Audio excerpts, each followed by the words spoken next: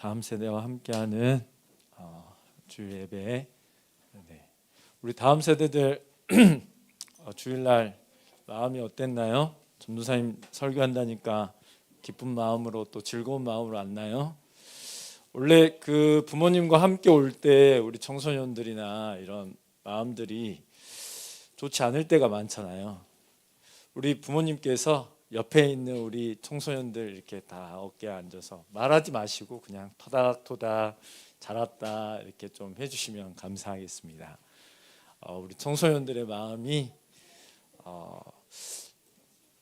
쉽지 않기 때문에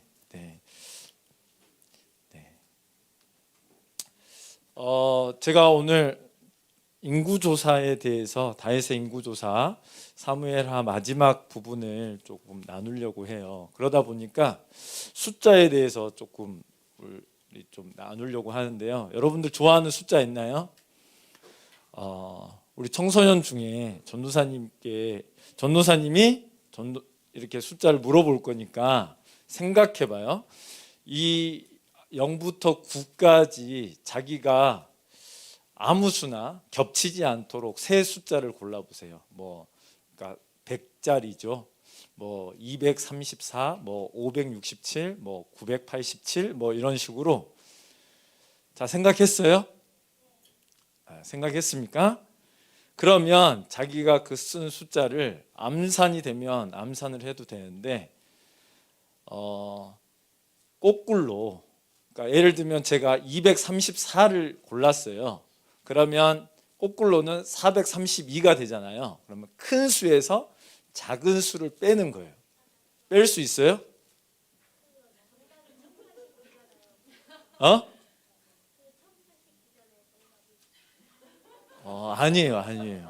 아니에요.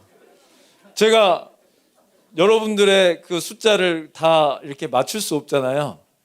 네, 아무튼 자, 자기 골랐어요? 그리고 무슨 말인지 모르겠어? 다시 설명해 줄게. 내가 원하는 숫자, 예를 들면 567을 골랐단 말이야. 그러면 거꾸로 하면 765가 되잖아. 765를 마이너스 567을 빼는 거야.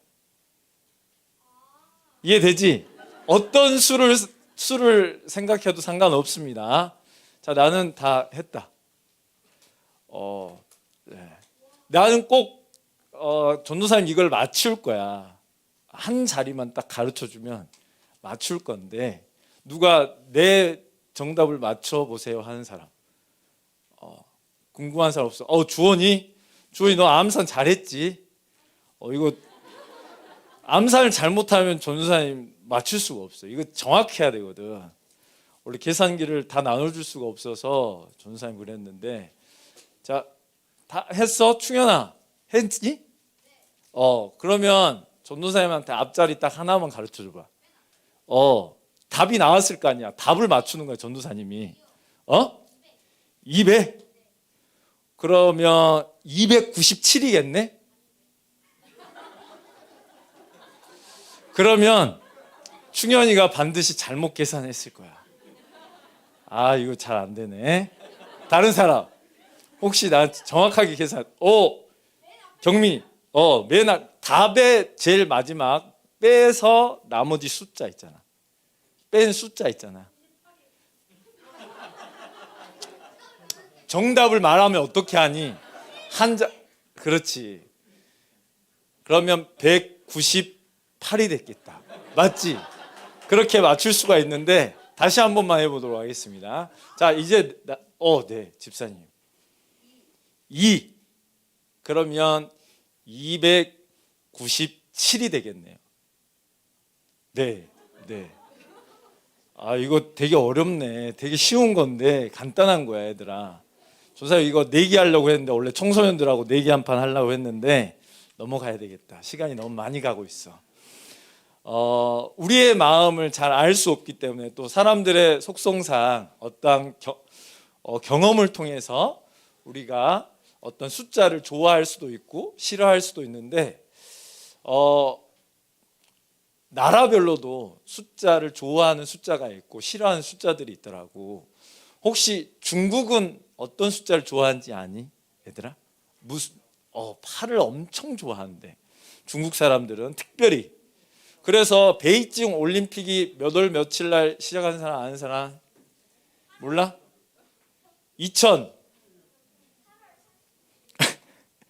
2008년에 시작했어. 2008년에 했는데 언제 개막식 시간이 몇 시인지 아니? 그렇지. 8시 8분에 개막식을 했대. 그 정도로 팔을 좋아하는데 어떤 사람이 경매를 붙였대. 전화번호를. 그래서 중국 전화번호인데 888국에 888번으로 이걸 경매했는데 얼마짜리게 얘들아? 그거 아니야. 경매했어. 경매. 저는 1억 뭐 이렇게 하잖아. 그럼 전화번호 하나에 1억 내고 살 수 있니 너희들? 이거 샀는데 3억 주고 샀대. 근데 이것보다 더 큰 액수로 사고 싶은 번호가 있었는데 그게 무슨 번호인지 아니? 중국 사람들이 팔을 왜 좋아하냐면 파라는 팔다, 이렇게 잘 팔린다 뭐 이런 뜻으로 팔을 엄청 좋아하는데 잘 팔린다고. 그래서 팔을 좋아하는데 또 좋아하는 숫자가 있는데 8585번에 8585. 이건 얼마 주고 살게? 이거 5가 왜 중요하냐면 내가 잘 판다 이거야. 그래서 내가 잘 판다 이렇게 해가지고 얼마 10억은 아니고 약 6억 정도에 팔렸대. 번호가. 크지? 너희들도 좋아하는 번호 있니? 뭐 예를 들면 전도사님은 요즘에 해외 스타 중에 손흥민 맨날 이야기하잖아. 7번이나 김하성이 7번을 달고 있어서 또 성경적으로 또 7이 또 잘 나오잖아. 그래서 7번을 좀 좋아하는 것 같아. 너희들도 좋아하는 숫자 있니? 한국 사람들 좋아하는 숫자 1번이 뭐이게? 1번. 3번? 옛날 사람들은 3번을 좋아했을 것 같아. 근데 한국 기독교가 이렇게 탁 오면서 약 40몇 프로가 7을 좋아한대. 두 번째가 3번을 좋아한대. 그리고 뭐 태국은 몇 번 좋아하는지 아니? 9를 좋아한대. 9.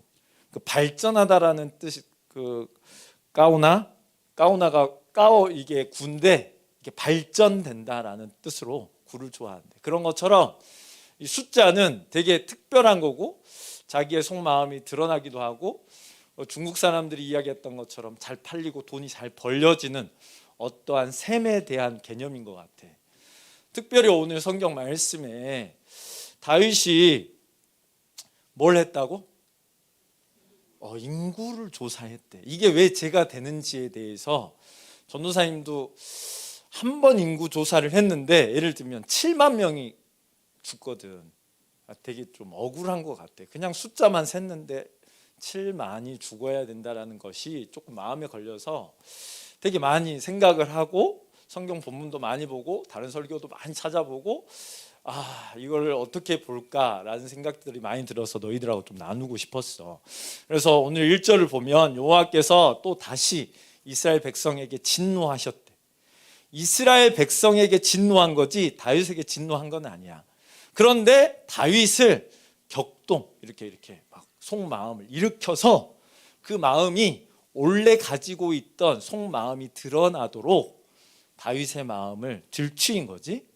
우리도 그런 거 있잖아. 너희들도 많이 있지 않니? 내 속은 그렇지 않는데 아닌 척하면서 이렇게 하는데 갑자기 나도 모르게 속마음이 확 나타났을 때 좀 당황스럽고 그럴 때 있잖아. 그런 것처럼 다윗의 마음 속에는 아무튼 수를 세고 싶은 마음이 있었는데 그 당시 백성들을 진멸하시기 위해서 벌을 주기 위해서 진노하시는 그 하나님께서 다윗을 통해서 말씀하셨다라는 거야. 물론 역대상 21장 말씀과 이 본문은 병행 구절이라고 해. 병행. 똑같은 이야기를 똑같이 써놨기 때문에 같이 보면 좋은데 역대상에서는 사단이 그 마음을 들추었다라고 이야기하고 있어. 그래서 우리 마음 안에도 다른 마음들이 많이 있는데 그것들에 대해서 좀 살펴볼까 싶어. 그래서 다윗이 요압을 시켜서 너가 단에서부터 브엘세바까지 다 조사해 이렇게 이야기했더니 요압은 어떤 사람이라고 너희들은 생각하니? 전도사님은 성경을 살펴보면서 혹시 나는 요압이 아닐까? 착한 척하고 1등 공신 같지만 속으로는 야비한 생각을 하고 또 나의 이익을 챙기는 그런 마음을 갖고 있지는 않는가? 많이 고민이 되더라고. 요압이 다윗의 이런 마음을 딱 보고 되게 적나라하게 딱 지적을 하는 거야. 왕의 하나님께서 왕의 백성을 100배나 더해 주실 수도 있습니다. 왕이여 제발 이거 하지 않았으면 좋겠습니다. 막 이런 이야기를 하는 거야. 그래서 왕이 안 했으면 좋겠다라고 이야기하는데 왕이 뭐라 그럴까, 이 요압을 늘 봤을 때 마음에 안 든 사람이 옳은 말 하면 정말 보기 싫거든. 애들아, 옳은 말을 했다고 사람들이 좋아하는 건 아니야. 맞잖아. 너희들도 부모님께 옳은 말을 했는데 갑자기 더 엄마 아빠 화를 낼 때도 있잖아. 그 상황에 맞춰서 옳은 말을 해야 되는데 이 요압의 그 말이 다윗에게는 먹히지 않았던 것 같아. 자기가 생각할 때는 검사 이렇게 수를 세서 하나님께 범죄 않았으면 좋겠다라고 했는지 어떤 마음이었는지도 모르겠어. 그렇지만 왕은 요압에게 다 세라 이 수를. 그래서 요압에게 막 시키니까 어쩔 수 없이 그 명령을 따를 수가 없어가지고 따르지 않을 수 없어가지고 그 숫자를 세게 되는데 전도사님이 지도를 갖고 왔는데 여기가 브엘사바고 여기가 단이야. 그래서 이 강을 건너서 여기서부터 쭉 올라가서 이렇게 내려오게 되어 있어. 그래서 엄청난 면적은 아니지. 우리나라보다 훨씬 더 작으니까. 그렇지만 지형이 되게 그 전도사님이 한 2번 갔다 왔거든. 얘들아 진짜 꼭 가봤으면 좋겠어요. 이스라엘이 얼마나 다양. 우리나라도 뭐 강원도 좀 다르고 뭐 전라도 좀 다르고 뭐 경상도 좀 다르지만 나라가 이렇게 색다를 수 있을까? 랄 정도로 엄청 그 나라의 그 어떤 지형이나 이런 느낌이 너무 달라. 근데 요압은 여기에서 이 사람들 원래는 얘들아 숫자를 언제 셌는지 그다음 하나님이 언제 세야 되는지 알려준 게 있어. 혹시 그런 거 알아? 성경을 잘 안 보면 잘 모르는데 보통은 출애굽기에 나와 있어. 출애굽기 30장 11절부터 원래 16절까지 보면 좋은데 11장에 너희들이 백성의 수를 셀 때는 반드시 반세겔을 성전세로 내야 된다라고 하나님께서 수를 세기 전부터 그냥 출애굽기에 딱 못을 박아서 이야기했어. 그렇지 않으면 세겔을 내지 않으면 뭐가 일어나? 재앙이 일어난다. 재앙이 일어나는 거야. 근데 다윗이 수를 셌는데 돈을 걷었을까 안 걷었을까? 아마도 안 걷었을 것 같아. 그러면 재앙이 당연히 일어나겠지. 오늘 본문이 그런 본문이라고 좀 생각이 좀 드는데, 그래서 그러면 이스라엘 백성들은 언제 수를 셌느냐라고 하면 민수기 보면 민수기가 백성 민자의 숫자를 세는 그런 기록이잖아. 그래서 광야에서 이 백성들의 수를 셌던 기록들을 민수기에 기록하고 있는데 민수기에서 숫자를 셌더니 수를 세고 각자 그 집안 그 뭐랄까 족속 야곱의 12지파가 그 아빠가 이제 대빵이 되어서 12지파가 되잖아. 그래서 원래는 애굽에 들어갔을 때 몇 명? 가족들이 약 70명. 정확하지는 않지만 아무튼 70명 정도 봐. 그래서 12지파가 70명이 들어갔단 말이야. 나올 때 몇 명? 출애굽 할 때 몇 명? 약 60만. 애굽에서 푸른 이렇게 엄청 푸른 초장 이런 데서 엄청 잘 먹고 잘 살았기 때문에 아마도 잘 번식했던 것 같아. 그래서 그 숫자를 보고 놀래서 애굽 왕이 이들을 뭐 남자애들은 막 죽여라 막 이런 이야기 들어봤잖아. 그런 거는. 그래서 막 10개의 재앙이 있고 그래서 출애굽 하잖아. 그때 당시 60만이야. 그러니까 엄청 부흥한 거지. 그래서 하나님께서 처음 숫자를 셌을 때 아브라함에게 했던 말씀, 내 자손의 수가 바다의 모래알 같이 많겠다라는 그런 언약의 성취를 보여주는 그런 거일 수도 있지. 그래서 민수기에 보니까 그렇게 셌는데 나올 때 보니까 60만. 그리고 두 번째 한 번 더 센 적이 있어. 모세가 언제 셌게 얘들아? 가나안 땅을 들어가려고 이렇게 이제 건너가기 전에 거기서 한번 셌어. 그때 왜 셌을까? 하나님의 언약이 잘 되었는지 안 되었는지 확인하는 차원에서. 왜 확인해? 이게 전도사님은 되게 좀 많은 생각을 하게 했는데, 애굽 땅에서는 그래도 먹고 살 만한 곳이었잖아. 그래서 나왔어 60만이. 그런데 언제 하나님께서 진멸하냐면 가네스 바네아라는 곳에서 가나안 땅을 정탐해. 그래서 12명이 정탐을 하는데 10명이 우리는 죽습니다. 거기 들어가면 큰일 납니다. 그랬더니 모든 사람이 그 이야기를 듣고 큰일 났다라고 했을 때 갈렙과 여호수아만이 저들은 메뚜기요 우리의 밥입니다라고 이야기했잖아.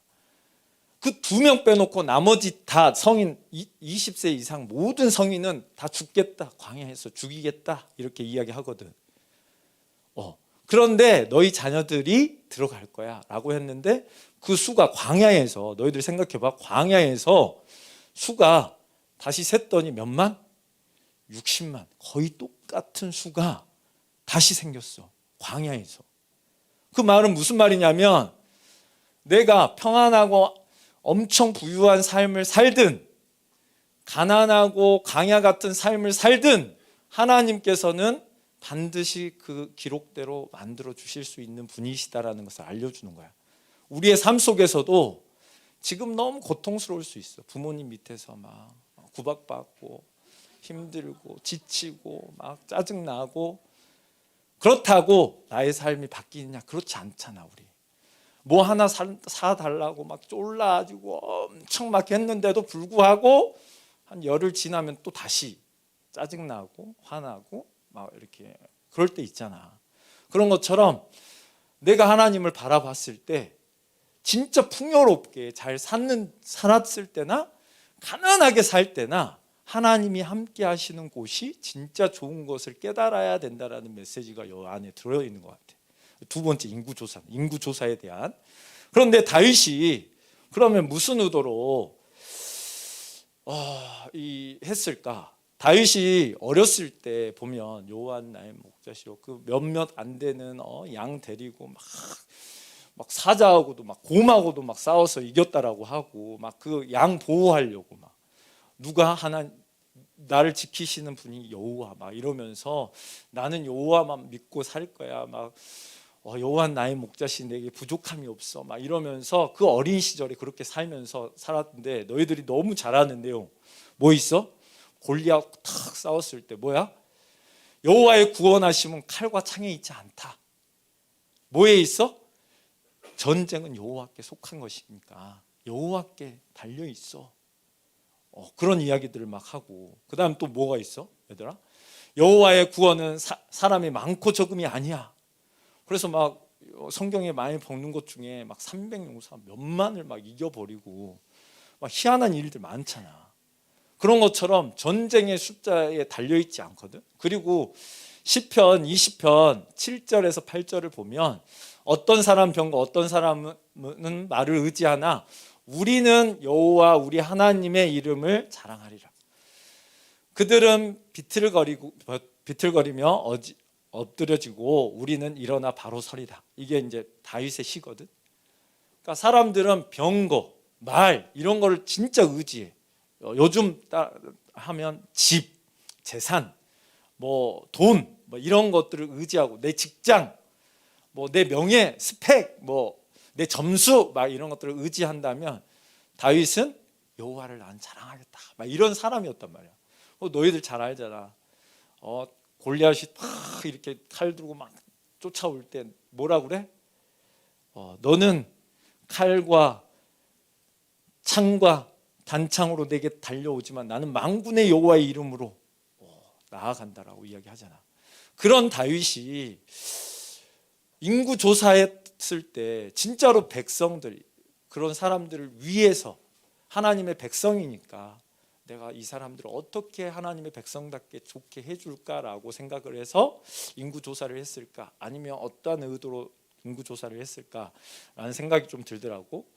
아마도 이게 이제 말년쯤으로 이제 성경들은 기록하고 있는데, 다윗이 이제 모든 전쟁에서 막 승리하고 반란도 다 제압하고 여러 가지 상황들이 있었던 것 같아. 그래서 이제 어느 정도 다 정리가 되니까 평안한 마음에 자기 밑에는 많은 수가 있고 장관들도 있고 인재들도 많고 평안했던 것 같아.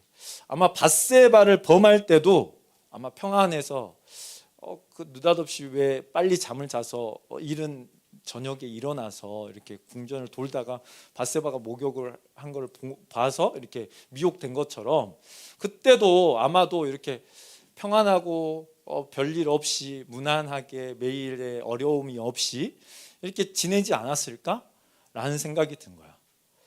하나님께서 지금까지 이렇게 지켜주셨는데 그 지켜주심보다 그냥 편안하고 안전하니까 나한테 별일이 없고 잘 돼가고 있는가 보다 라는 생각이 들지 않았을까라는 생각이 드는 거야.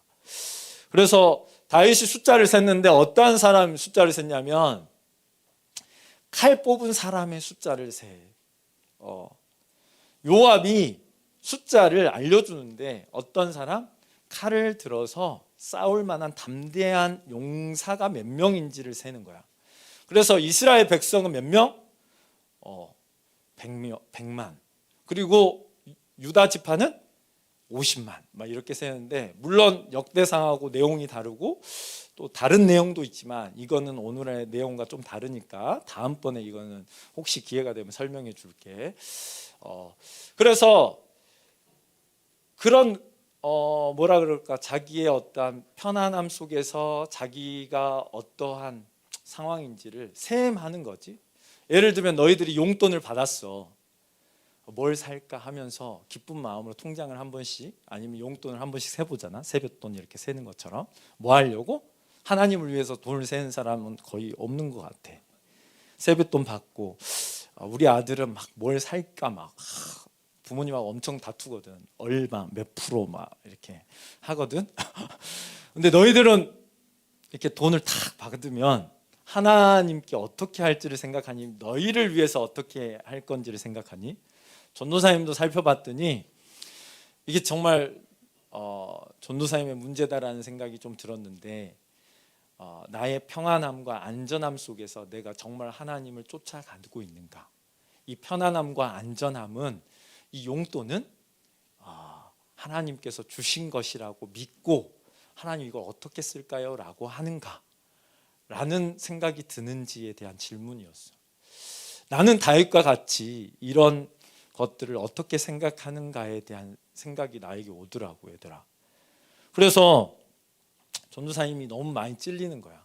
지금까지 살아왔던 그 과정 속에서 아무 일 없이 오는 것 자체가 하나님의 은혜고 감사고 기쁨이 되어야 되는데, 지금 환경에서 이게 좀 더 있었으면 좋겠어. 이게 좀 안 되네. 이게 좀 짜증나네. 지금의 상황을 보고 화를 내거나 답답해하거나 억울해한 부분은 없는가? 그 속에서 내가 가지고 있는 거, 그 가지고 있는 것은 다 누구 거? 하나님께서 나에게 이렇게 주셨던 것인데, 그거 가지고 전도사님이 되게 마음이 내가 다윗과 같구나. 다윗이 인구 조사했던 마음, 별거 아닌 것 같은 느낌으로 그냥 했던 많은 행동들, 그것들이 전도사님 마음을 막 찌르더라고, 이번 설교를 준비하는데. 그래서 나는 다윗과 같이 인구 조사를 안 하는가, 내 삶을 살펴보고 내 일 처리를 어떻게 하고 싶어 하는가. 하나님은 나의 생각과 같은지 보다 내가 내 일 처리를 어떻게 하는지에 대한 부분이 만약에 내 안에 가득하다면 다윗과 같은 마음이 있네 라고 했을 때, 다윗이 이제 그 용사 칼 든 자가 몇 명인지를 딱 듣고 나서 회개를 하거든. 오늘 말씀이 이제 2장 10절 이제 이후 9절 이후부터의 말씀인데, 그때 다윗이 세 번 쉬운 성경으로 제가 큰 죄를 지었습니다. 여호와여 제발 저희 죄를 용서하여 주십시오. 제가 너무나 바보 같은 일을 하였습니다라고 해. 그러니까 바보 같다라는 거야. 뭐가? 군사의 숫자를 세든 안 세든 하나님이 나를 이끌어줬고 다 하나님 건데 내가 군사를 세서 어떤 계획을 짜고 내 마음대로 뭔가를 하려고 했던 내가 주인인 상태를 다윗이 본 것 같아. 너희들한테 하고 싶은 말은 이런 거야. 부모님이 너희들 옷 사줘, 용돈 줘, 학교 보내줘, 막 이런 걸 다 하잖아. 그런데 다음 세대들이 엄마, 나도 다른 애들 같은 뭐 바지, 메이크업, 옷, 모자, 공연 이거 시켜주세요, 저거 시켜주세요. 더 원하는 건 아니니? 라고 질문하고 싶더라고. 전도사님처럼 지금의 상황에서 부모님이 이렇게 이끌어 주셨는데 나를 풍족하게, 다른 부모님하고 같지는 않으니까 비교할 수 없지만 나를 이렇게 인도하신 그 하나님에 대한 마음은 어떤지, 그때 다윗은 깨닫고 회개를 하더라고. 제가 바보 같은 짓을 했습니다라고. 그런데 이제 이 성경 본문 자체가 리더를 통해서 이렇게 그 모든 백성을 이렇게 진노하신 하나님에 대한 본문을 보니까 우리의 잘못을 전도사님의 부분과 동일하기 때문에 전도사님을 이렇게 터뜨려서 너희들한테 이렇게 설명하려고 하셨구나라는 내용으로 보여지더라고. 그래서 다윗과 같은 나, 지금까지 감사하지 않는 내 모습, 전도사님이 사진을 찍으면 다른 사람한테 그런 말을 했는데 우리 하은이는 사진을 찍으면 되게 얼굴이 잘 나와. 전도사님은 항상 이렇게 인상 쓰는 모습이 나오거든. 어디서 찍으면 이렇게 인식을 해야 돼. 항상 이렇게 웃는 표정으로 이렇게 저 잘했습니다. 이렇게 해야지만 웃는 표정이 되고, 나머지는 다 이렇게 약간 저 사람 화났나 이런 느낌으로 사진이 찍히더라고. 그 모습을 보는 내가 주님 때문에 기쁘지 않나 삶이? 주님으로 인해서 내가 늘 기뻐하고 즐거워하겠습니다, 주님으로 만족하겠다라고 말은 하는데 실상은 그렇지 않는 나를 보게 되는 그것이 전도사님한테 엄청 찔림으로 다가오고, 내가 진짜로 구원받은 백성으로서의 삶이 맞는가에 대한 조명을 좀 하게 됐어. 그리고 나서 갓 선지자가 딱 나타나. 이제는 진멸해야 되잖아. 다윗뿐만 아니라 그 마음을 진멸해야 되기 때문에 어떠한 진멸을 갓 선지자를 통해서 말하는데, 땅이 7년의 기근, 그 다음에 왕을 대적자에게 역대상에서는 이게 조금 더 적나라하게 나오는데 패해서 석 달간 계속 당황하는 거, 도망쳐가는 거. 그리고 세 번째는 3일간은 전염병이야. 온역이라고 하는데 바로 출애굽기에 나왔던 그 재앙이 한글 성경으로는 온역으로 나와, 전염병으로. 그러니까 백성의 숫자를 셀 때 돈을 안 내면 온역이 일어나는데 다윗은 그때 마치 자기의 죄를 고백했고 하나님께서 무슨 말을 하냐면 갓 선지자에게 내가 여호와는 긍휼 자비가 많으시니까 우리에게 함부로 할 수 없으니까 하나님이 내려주는 벌은 내가 받겠다. 그런데 내가 결정하는 벌, 또 때로는 사람에 의해서 벌을 내리는 것은 받지 않겠다. 그래서 하나님이 내려주는 벌, 말씀에 의한 벌을 내가 받아들이는 거지. 그래서 전도사님 볼 때는 온역, 전염병이 선택된 것 같아. 그래서 전염병이 일어났는데 어떻게 됐어? 시작하자마자 딱 했는데 하루가 이틀인지 3일인지 잘 모르겠지만 딱 하자마자 7만 명이 죽은 거예요. 가족 중에 안 죽은 사람이 없겠지 아마도. 그러니까 다윗이 보자마자, 죽는 그 모습을 보자마자 다윗이 어떤 말을 했냐면 회개를 딱 하지. 이렇게 이제 7만 명이 확 죽은 거지. 도시 전체 단에서부터 부엘세바까지 온 천지에 전염병이 돌아서 7만 명이 죽었는데, 이제 천사가 아리우나 타작마당에 이제 손을 들고 이제 죽이려는 칼을 들 때 하나님께서 먼저 이제 됐다, 잠깐 멈춰, 이렇게 이야기한 다음에 다윗이 그때 나타난 거야.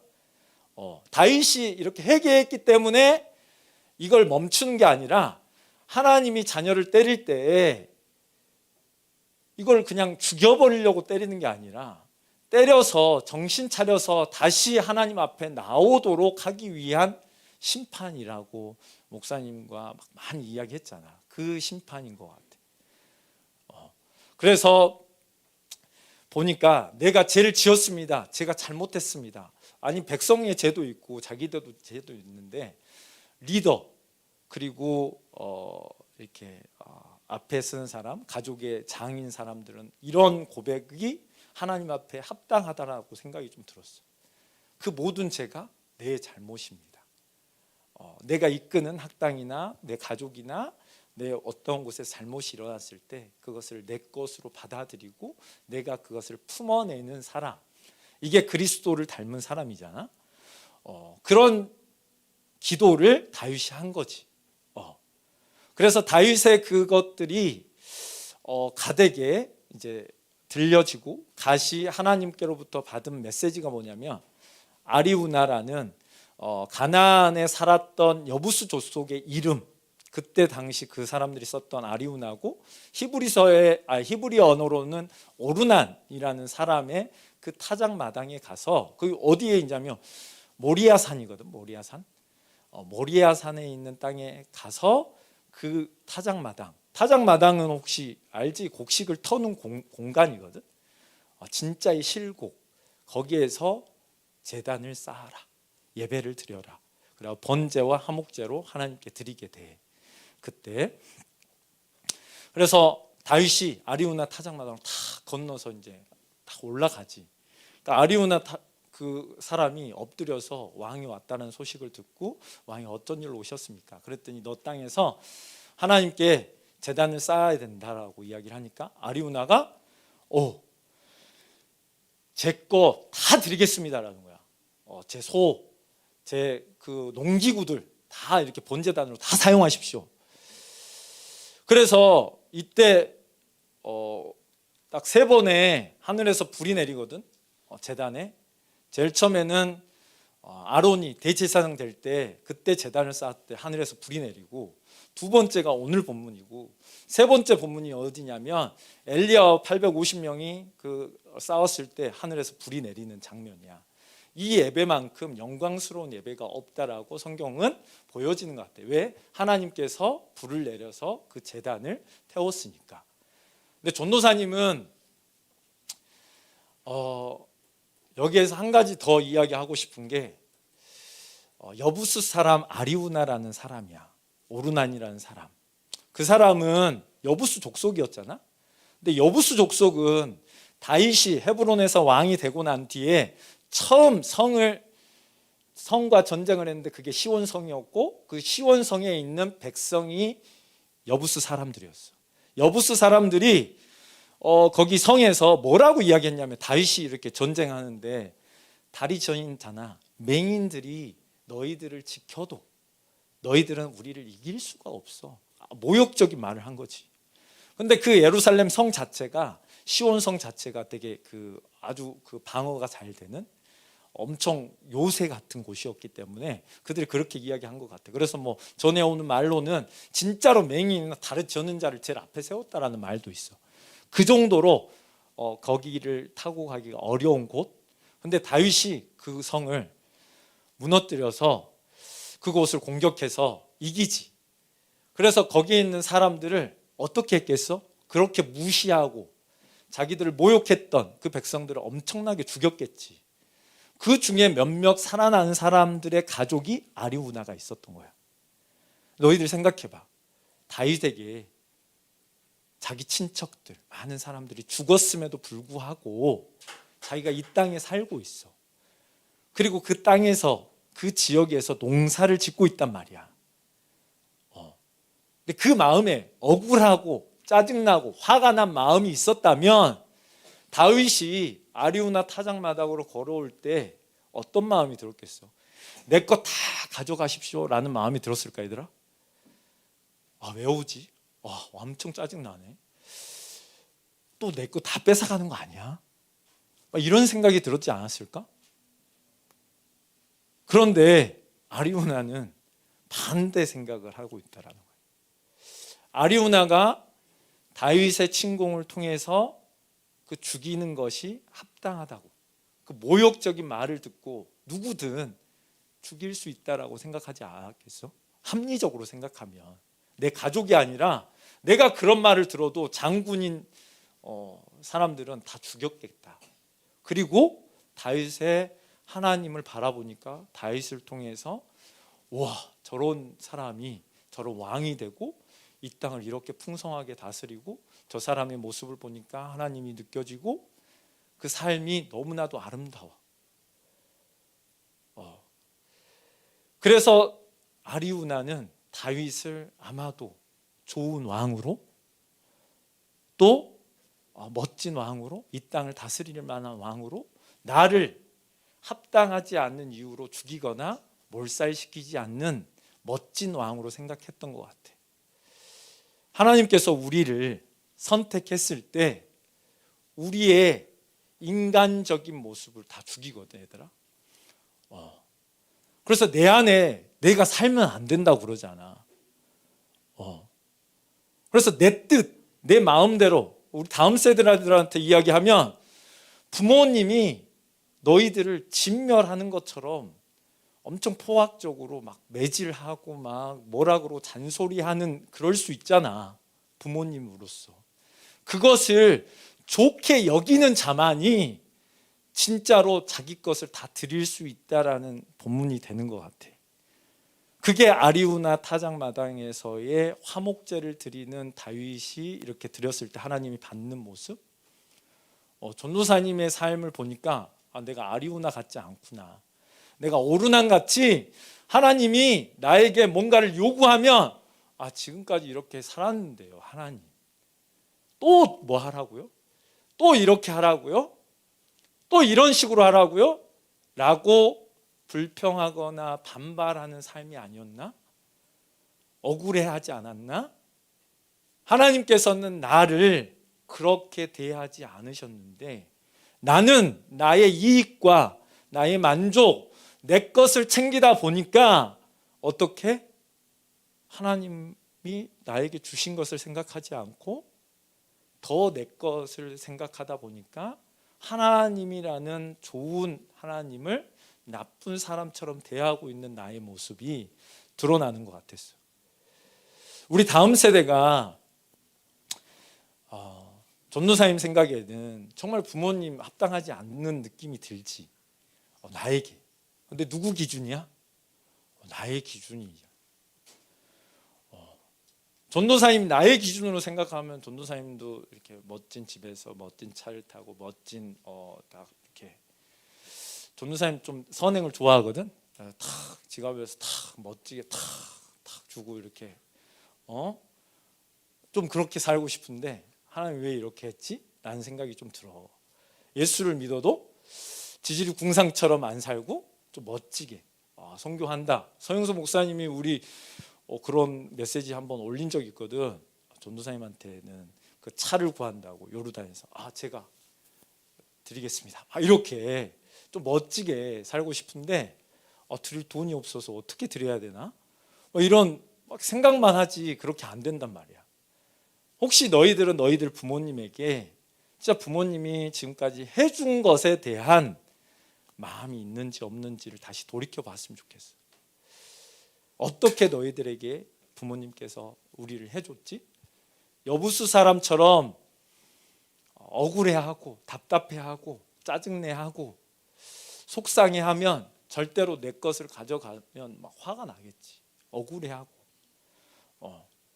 그렇지만 하나님께서는 우리에게 그렇게 대하지 않았고 너희 부모님도 너희들이 망해라, 가난하게 되라, 거지가 되라, 바보가 되라 이렇게 하라고 하신 거 아니잖아. 그런 마음을 전도사님한테 주셨어. 그 중에 한 명이 모리아산 이야기를 잠깐 하려고 하는데 모리아산은 아브라함이 이삭을 바친 그 산이야. 그래서 하나님께 어떻게 바쳤어? 자기의 가장 소중한 것을 바친 공간이 바로 모리아산이야. 이걸 왜 이야기하고 싶냐면 나의 가장 소중한 것을 드릴 때에 하나님께서는 자기의 가장 소중한 것을 주신다라는 내용이 담겨 있는 것 같아. 그래서 모리아산에 아브라함의 자기 자식을 바쳤다라는 것은 도저히 이해 안 되고 부모님으로서는 도저히 용납할 수도 없는 이야기지만, 성경에서 말하고 싶은 것은 그래서 내가 내 아들 너희들에게 줄 거야 라고 하는 메시지가 담겨 있는 내용이잖아. 그래서 하나님은, 또 너희 부모님은 너희들에게 가장 좋은 것을 주시는 그곳이 진짜 예배야, 그곳으로 오는 것이야 라고 우리에게 메시지를 주는 것 같아. 나나 우리 다음 세대들이 진짜의 예배, 하나님은 나의 것을 드리면 더 좋은 것으로 우리에게 주시지, 그것을 현실로 실제로 하나님의 아들이신 예수 그리스도를 통해서 그냥 보여주셨는데 그것을 외면하지는 않고 있나 라는 거야. 그래서 우리에게 진짜로 주신 그 예수님의 그 핏값, 그 희생, 그 헌신, 그의 고난과 죽으심이 헛되지 않는 우리의 삶이 되었으면 좋겠고, 또 부모님의 노력, 고통, 아픔, 헌신들이 너희들에게 싸구리 취급 받지 않았으면 좋겠어. 그래서 정말 부모님께 정말 사랑으로 대하고, 부모님도 너희들에게 헌신하는 게 너무 기쁘고, 그래서 온전한 연합으로 함께 살아갔으면 좋겠어. 우리 같이 기도할 텐데, 전도사님 오늘은 찬양을 안 골랐어. 우리 한번 그냥 너희들의 삶을 돌아보고, 하명이가 얼마 전에 김치가 먹고 싶대. 3살짜리가 매운 거를. 아빠 입장에서는 안 먹었으면 좋겠어, 개인적으로. 근데 그가 계속 달라고 때를 쓰니까 그래 맛을 봐. 그래서 먹게 했어. 그래서 매워서 물도 먹었어.